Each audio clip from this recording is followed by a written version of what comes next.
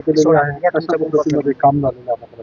अतिशय सुंदर म्हणजे स्टेडियम तर होतंच आधी, पण त्याला खूप रिपेअरी होती, नारदुरुस्ती होतं, पडझड झाली होती, ग्राउंडची अतिशय परिस्थिती फारच खराब होती. पण मला आठवतं की 2 वर्षापूर्वी ज्यावेळेला माझ्याकडे क्रीडा खातं आलं त्यावेळेला आपण इथे 17 कोटी रुपये इथे दुरुस्तीसाठी आणि सिंथेटिक ट्रॅकसाठी आपण या ठिकाणी दिले. हा सुंदर असा ट्रॅक म्हणजे 4-5-6 जिल्ह्यामध्ये नसेल इतकं सुंदर लॉन, ग्राउंड, सिंथेटिक ट्रॅक आपण या ठिकाणी केलेलं आहे. सर्व रिपेअरी याची झालेली आहे आणि सुंदर असं स्टेडियम आता खेळाडूंसाठी खेळण्यासाठी आम्ही उपलब्ध करून दिलेलं आहे. पण त्याचबरोबर या ठिकाणी जवळपास 240 कोटी रुपये खर्च करून आपण नवीन स्टेडियम, अतिशय अद्ययावत असं स्टेडियम हे जळगाव शहरामध्ये बांधतोय. त्याची कामाची सुरुवात झाली, टेंडर झालेलं आहे. अतिशय सुंदर म्हणजे 5-7 जिल्ह्यामध्ये नसेल, 10 जिल्ह्यामध्ये नसेल इतकं सुंदर स्टेडियम आम्ही जळगाव शहरासाठी या ठिकाणी दिलेलं आहे. मेडिकल हब या ठिकाणी दिलेलं आहे आणि म्हणून जळगाव शहरामधले तर रस्ते पण आम्ही आता सगळे नवीन करतोय, सिमेंट कॉन्क्रीटचे करतोय. जे जे आवश्यक असेल ते सर्व कामं आपण जळगाव शहरामध्ये या ठिकाणी गुलाबराव पाटील आमचे गुलाबभाऊ पालकमंत्री आहेत, तिकडे राजू मामा आमचे आमदार आहेत, महापौर या ठिकाणी आहेत आणि आम्ही सर्व मिळून जळगाव शहरासाठी आता त्याचा कायापालट कसा करता येईल, सुंदर स्वच्छ हरित कसं करता येईल त्यासाठी आमचा प्रयत्न. थोडा पाऊस पडला की आम्हाला जास्तीत जास्त झाडं वृक्षारोपण या ठिकाणी करायचं आहे, कारण शेवटी निसर्गाचा समतोल आपण राखला पाहिजे, पर्यावरणाचा समतोल आपण या ठिकाणी राखला पाहिजे आणि म्हणून आमचं आता जास्तीत जास्त काम जे आहे किंवा लक्ष जे आहे ते आता झाडं लावण्यावर राहणार आहे. पोलीस दलाचा एक कार्यक्रम पार पडला, तुम्ही उपस्थिती लावलेली आहे.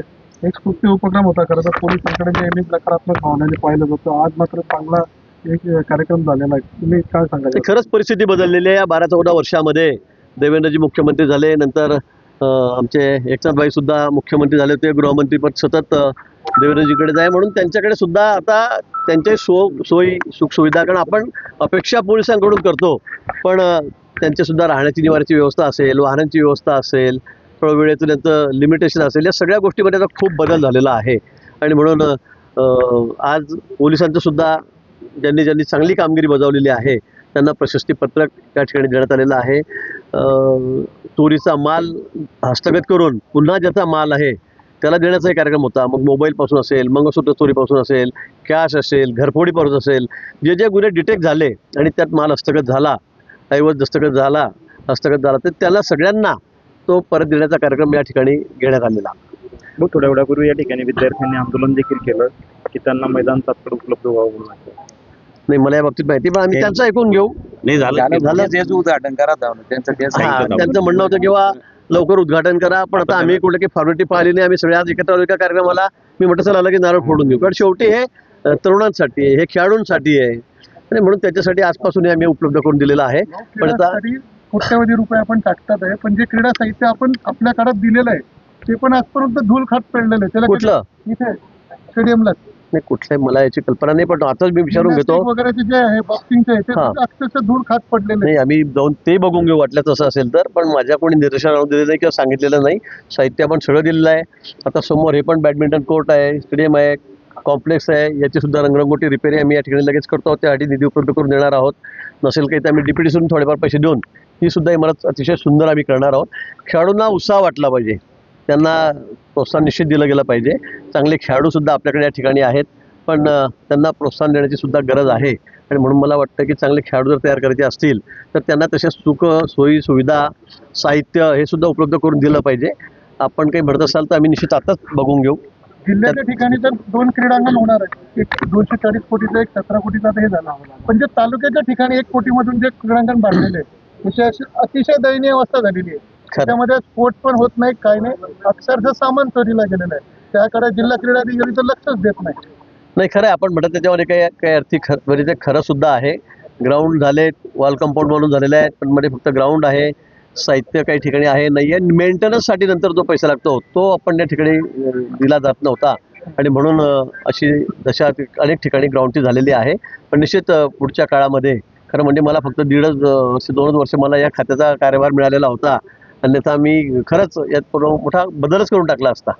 पण तरीसुद्धा सरकार आता आमचं जे माननीय मुख्यमंत्री आहेत, उपमुख्यमंत्री आहेत, हा विषय मी त्यांच्या निश्चित कानावर टाकेन आणि आपल्याला कायमस्वरूपी इथे कशा व्यवस्था करता येतील, तालुक्यातले ग्रामीण भागातले खेळाडू आहेत त्यांना कसं प्रोत्साहन देता येईल यासाठी आमचा प्रयत्न आहे. पण केंद्र शासन आणि राज्य शासन आपल्याला कल्पना आहे की यासाठी प्रत्येक गावामध्ये ग्राउंड असलं पाहिजे. प्रत्येक गावात सुद्धा खेड्यावर सुद्धा जी गायरांची जमीन आहे, गावठांची जमीन आहे, त्यासाठी सुद्धा आता आर्थिक मदत सरकार त्या ठिकाणी करते. आणि प्रत्येक ज्या ज्या ठिकाणी शाळा आहे जिल्हा परिषदची त्या त्या ठिकाणी ग्राउंड असलं पाहिजे आणि त्यासाठी सुद्धा निधीची उपलब्धता सरकारने करून दिलेली आहे. संजय राऊतांनी एक वक्तव्य केलेलं आहे की देवेंद्र फडणवीस दिल्लीत गेले तर ते बावनकुळेंना मुख्यमंत्री करतील, मात्र एकनाथ शिंदेला कधी होऊ देणार नाही.